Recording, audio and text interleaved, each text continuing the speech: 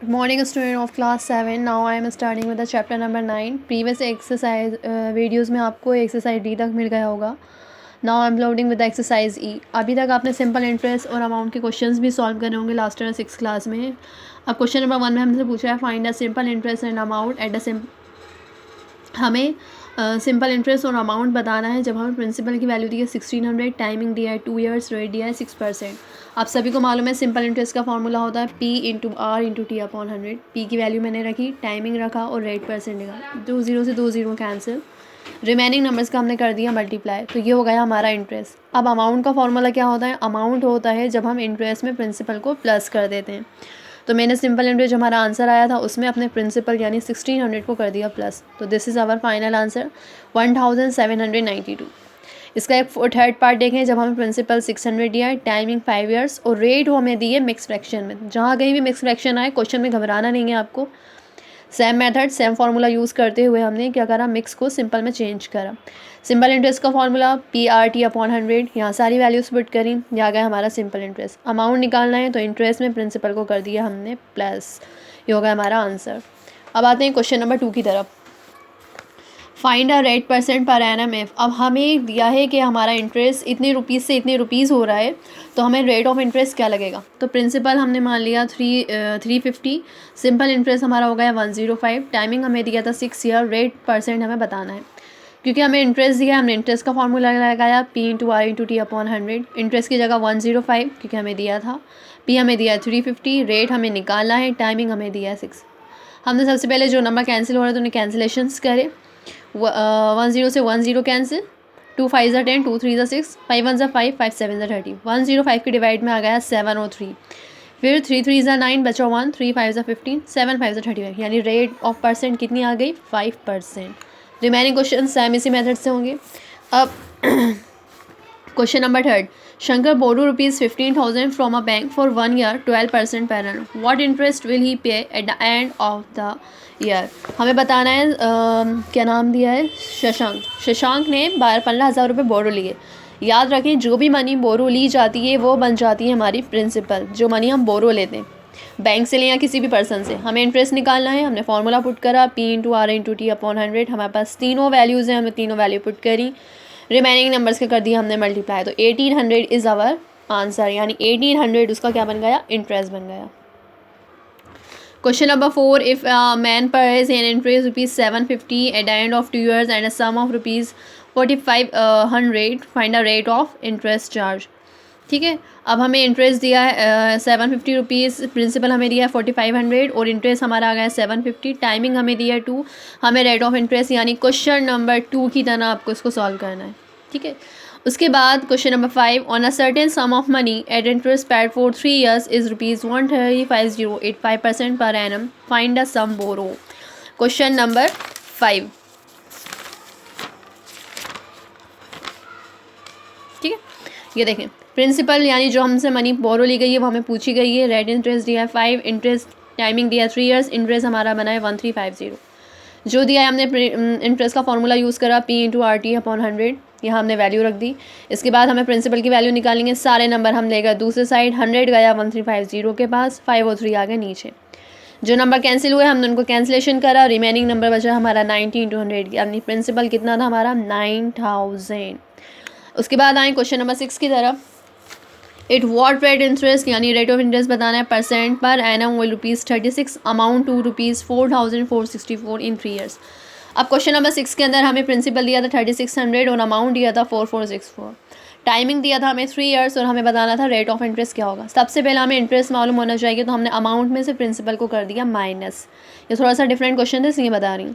4464 में से 3600 का बचा 864, यानी 864 क्या आ गया हमारा इंटरेस्ट. अब इंटरेस्ट का फॉर्मूला होता है P into R into T upon 100 is equal to 864. Principal हमारा 3600 है, रेट ऑफ इंटरेस्ट हमें बताना है, टाइमिंग हमें दिया है 3 ईयर्स डिवाइडेड बाय 100. 20 से 20 कैंसिल, 3 का मल्टीप्लाई करा हमने 36 में और इन दोनों को कर दिया हमने 864 से कैंसिल. ये सारे नंबर कैंसिल हो गए, हमारे पास बचा सिर्फ 8.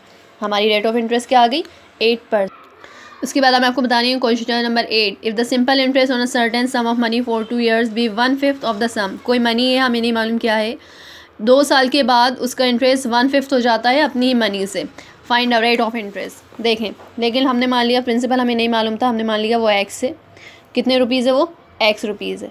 अब टाइमिंग हमें दिया था 2 ईयर्स, इंटरेस्ट था 1/5 ऑफ प्रिंसिपल। अब प्रिंसिपल हमने एक्स माना है, तो हमारा इंटरेस्ट क्या हो जाएगा? 1/5 इंटू एक्स, यानी x/5। अब इंटरेस्ट का फॉर्मूला हमने लगाया P into R into T upon 100। Interest हमें रखना है 1/5, तो हमने x/5 लिखा। P की जगह x, आर हमें निकालना है, टाइमिंग हमें दिया है 2 डिवाइडेड बाई 100।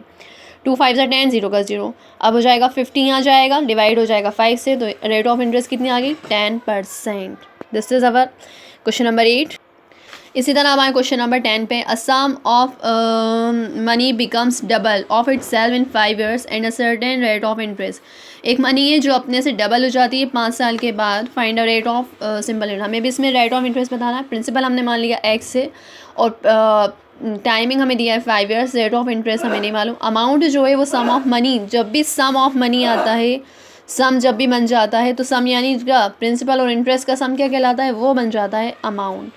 और जब बोरो मनी की जाती है वो बन जाती है प्रिंसिपल। अमाउंट है हमारा प्रिंसिपल प्लस इंटरेस्ट फार्मूला होता है। अमाउंट हमें दिया है डबल हो रहा है यानी 2x, प्रिंसिपल हमारा x था, हमें निकालना है इंटरेस्ट, यानी 2x में से x गए, बचे x। अब हमारा इंटरेस्ट का फार्मूला बनता है P into R into T upon 100। Interest हमने रखा x, P की वैल्यू x रखी हमने, R हमें निकालना है, टाइमिंग हमें 5 दिया था, 5 ईयर्स अपॉन 100। 5 से कैंसिल करा, ये बचा 20 is equal to x। x ने x को कैंसिल करा, यहाँ बचा 1, तो आर की वैल्यू क्या आ गई? 20 इंटू 1, यानी कि रेट ऑफ इंटरेस्ट कितना बना हमारा?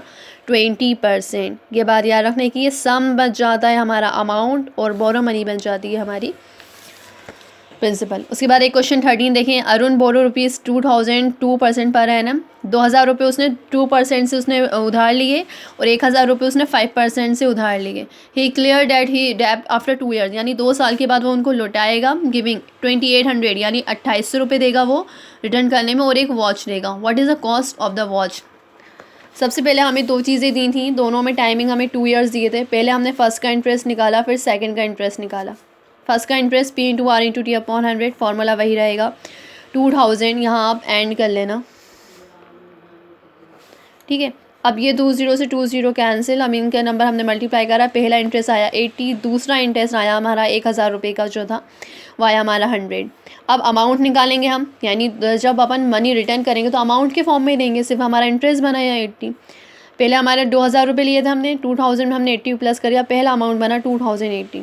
दूसरा जो हम बोरो 1000 रुपये ले रहे थे 1000 का इंटरेस्ट आया हमारा 100, यानी हमें उसको कितना रिटर्न करना पड़ेगा? 1100। इन दोनों को टोटल अमाउंट हमें टोटल कितना देना पड़ेगा? 2080 प्लस 1100, यानी 3180 रुपीज़ हमें देना है उसको। लेकिन वो जो पर्सन है उसने क्या कर दिया, 2 साल के बाद उसने कितने रुपीज़ दिए हैं? उसने दिए हैं 2800 और एक वॉच दे दी। उन्होंने बोला अब हमारा हिसाब क्लियर हो जाएगा, 2800 रुपीज़ दे दी और उसने वॉच दे दी। लेकिन हमें कितना देना था? 3180 रुपीज़ देना था। 3180 में से अब हमें 2800 माइनस कर दूँगी, यानी कि उस वॉच की, उस घड़ी की प्राइस या कीमत कितनी निकली? 380 रुपये। उसने 2800 रुपये दिए और साथ में उसने एक घड़ी भी दे दी, वॉच दी, तो वॉच का प्राइस कितना आ गया? 380 रुपीज़।